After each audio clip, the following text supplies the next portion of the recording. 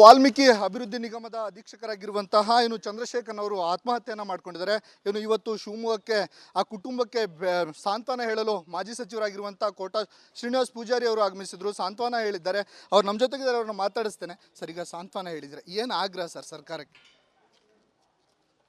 ಅವರ ಮನೆಯಲ್ಲಿ ಚಂದ್ರಶೇಖರ್ ಅವರ ಪತ್ನಿಯನ್ನು ಮಕ್ಕಳನ್ನು ಭೇಟಿ ಮಾಡಿದಾಗ ಇಬ್ಬರು ಮಕ್ಕಳು ಕೂಡ ಶಿಕ್ಷಣ ಪಡೀತಿದ್ದಾರೆ.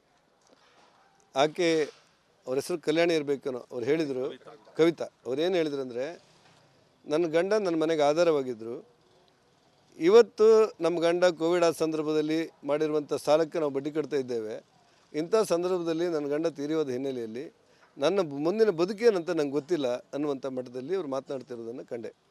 ಆ ಕಾರಣಕ್ಕೆ ನಾನು ಆ ಸರ್ಕಾರಕ್ಕೆ ಆಗ್ರಹಪಡಿಸ್ತೇನೆ, ತಕ್ಷಣ ಪತ್ರ ಬರೀತೇನೆ ಮತ್ತು ಆಗ್ರಹಪಡಿಸ್ತೇನೆ. ಅವರಿಗೆ ಕೂಡಲೇ ಒಂದು 25 ಲಕ್ಷ ರೂಪಾಯಿ ಪರಿಹಾರ ಕೊಡಿ. ಸಹಜವಾಗಿ ಮೃತ ವ್ಯಕ್ತಿಯ ಗಂಡನ ಉದ್ಯೋಗವನ್ನು ಅವಳಿಗೆ ಕೊಡಿಸುವಂಥ ಕೆಲಸಗಳನ್ನು ಮಾಡಿ ಮತ್ತು ಇದನ್ನು CBI ತನಿಖೆ ಮಾಡಬೇಕು ಅಂತ ನಾನು ಆಗ್ರಹಪಡಿಸಿದ್ದೆ. ಕನಿಷ್ಠ ಹೈಕೋರ್ಟಿನ ನಿವೃತ್ತ ನ್ಯಾಯಮೂರ್ತಿಗಳ ಮೂಲಕವಾದರೂ ಇದನ್ನು ತನಿಖೆ ಮಾಡಬೇಕು ಅನ್ನೋದು ನನ್ನ ಆಗ್ರಹ ಇದೆ. ಜೊತೆಯಲ್ಲಿ ಇಂಥ ಒಂದು ಕೆಟ್ಟ ಪರಂಪರೆ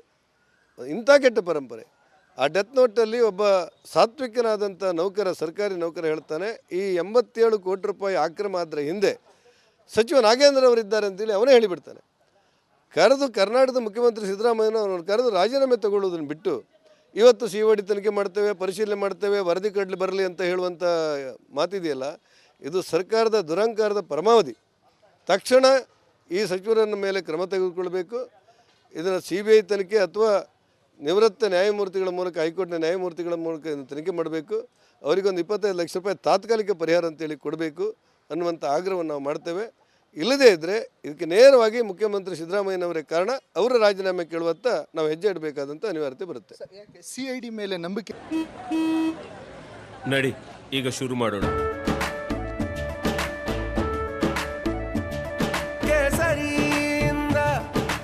ಮನೋಲ್ಲಾಸ ಮನಸ್ಸು ಮತ್ತೇರಿ ಕುಣಿದಾಡಿದೆ ನೋಡು, ಮನಸ್ಸು ಮತ್ತೇರಿ ಕುಣಿದಾಡಿದೆ ನೋಡು.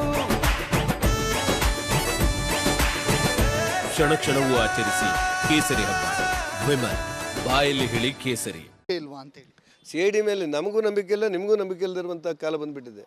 CID ಏನೇನು ವಹಿಸಿದ್ದೀರೋ ಅದೆಲ್ಲವೂ ಕೂಡ ಆಳುವ ಪಕ್ಷದ ಕೃಪಾಪೋಷಿತ ನಾಟಕದಡಿ ಈ ಸಿಬ್ಬಂದಿಗಳು ಮಾಡುವಂಥ ಅನಿವಾರ್ಯ ಕೆಲಸ ಅಂತೇಳಿ ಜನ ಆಡ್ಕೊಳ್ಳುವಂಥ ಪರಿಸ್ಥಿತಿಯಲ್ಲಿ ಸಹಜವಾಗಿ ಯಾರು ನಂಬುವಂಥ ಸ್ಥಿತಿಯಲ್ಲಿಲ್ಲ.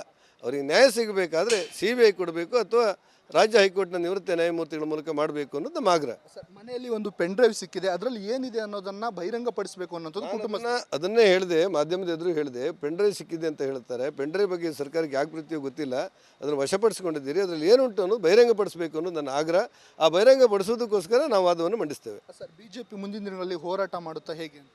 ಸಹಜವಾಗಿ ಇಂಥ ಒಂದು ದುರಂತಗಳು ನಡೆದಾಗ ಸಚಿವರ ರಕ್ಷಣೆ ಮಾಡಲಿಕ್ಕೆ 87 ಕೋಟಿ ರೂಪಾಯಿ ಆ ಬಡವರು, ದುರ್ಬಲರು, ಧ್ವನಿ ಇಲ್ಲದಿದ್ದವರು, ಅಲೆಮಾರಿ ಮಕ್ಕಳು, ಪರಿಶಿಷ್ಟ ಪಂಗಡದಲ್ಲಿರುವಂಥ ಬುಡಕಟ್ಟು ಜನಾಂಗದ ಆ ಕೊರಗ ಜನಾಂಗದ ಅಭಿವೃದ್ಧಿಗೋಸ್ಕರ ಮೀಸಲಿಟ್ಟಂಥ ಹಣವನ್ನು ಇವರು ಈ ರೀತಿ ಆಕ್ರಮವಾಗಿ ತಗೊಳ್ತಾರೆ. 25 ಕೋಟಿ ಅಂತ 87 ಕೋಟಿ ರೂಪಾಯಿನ 3-4 ಸರ್ತಿ ತಗೊಳ್ತಾರೆ ಅಂತ ಹೇಳಿದರೆ ಸರ್ಕಾರಕ್ಕೆ ಗೌರವ ಇಲ್ಲ ಅನ್ನೋದನ್ನು ಸಾರ್ವಜನಿಕವಾಗಿ ಹೇಳಬೇಕಾದಂಥ ಅನಿವಾರ್ಯತೆ ಏನಿಲ್ಲ, ಎಲ್ಲರಿಗೂ ಗೊತ್ತಾಗ್ಬಿಟ್ಟಿದೆ. ಹಾಗಾಗಿ ಲೂಟಿ ಹೊಡೆಯುವಂಥ ಪರಿಶಿಷ್ಟ ಜಾತಿ ಜನಾಂಗದ ಹಣವನ್ನು ಲೂಟಿ ಹೊಡೆಯುವಂಥ ಒಂದು ಸರ್ಕಾರ ತಕ್ಷಣ ರಾಜೀನಾಮೆ ಕೊಡದೇ ಇದ್ದರೆ, ಸಚಿವ ರಾಜೀನಾಮೆಯನ್ನು ತಗೊಳ್ಳದೇ ಇದ್ದರೆ ಇಡೀ ರಾಜ್ಯದಾದ್ಯಂತ ಹೋರಾಟವನ್ನು ಮಾಡ್ತೇವೆ. ಮುಂದಿನ ವಿಧಾನಸಭೆಯಲ್ಲಿ ಮೇಲ್ಮನೆ ಮತ್ತು ಕೆಳಮನೆಯಲ್ಲಿ ಪ್ರಥಮ ಹೋರಾಟವಾಗಿ ಇದನ್ನು ಕೈಗೆತ್ತಿಕೊಳ್ತೇವೆ. ಇದಿಷ್ಟು ಕೋಟ ಶ್ರೀನಿವಾಸ್ ಪೂಜಾರಿ ಅವರ ಮಾತಾಗಿರುವಂಥದ್ದು.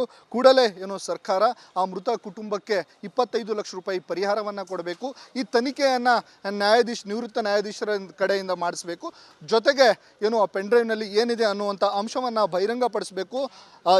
ಅದರ ಜೊತೆಗೆ ಏನು ಸಚಿವರ ರಾಜೀನಾಮೆಯನ್ನು ಪಡೆದುಕೊಳ್ಬೇಕು ಅನ್ನುವಂಥದ್ದು ಮಾಜಿ ಸಚಿವರ ಆಗ್ರಹವಾಗಿದೆ. ಕ್ಯಾಮ್ರಾ ಪರ್ಸನ್ ಚಿರಾಗ್ ಜೊತೆ ಭೀಮಾನಾಯ್ಕಸ್, ರಿಪಬ್ಲಿಕ್ ಕನ್ನಡ, ಶಿವಮೊಗ್ಗ. ದೇಶದ ಅತಿ ದೊಡ್ಡ ನೆಟ್ವರ್ಕ್ ನಿಂದ ಮೆಗಾ ಕವರೇಜ್. ದೇಶದ ಮತದಾರನ ಆದೇಶ NDAಗ ಇಂಡಿ ಒಕ್ಕೂಟಕ್ಕ. ಲೋಕ ಅಖಾಡದಲ್ಲಿ ಗೆಲ್ಲೋದ್ಯಾರು, ಸೋಲೋದ್ಯಾರು. ಕರುನಾಡಿನ 28 ಕ್ಷೇತ್ರಗಳ ನಿಖರ ಫಲಿತಾಂಶ.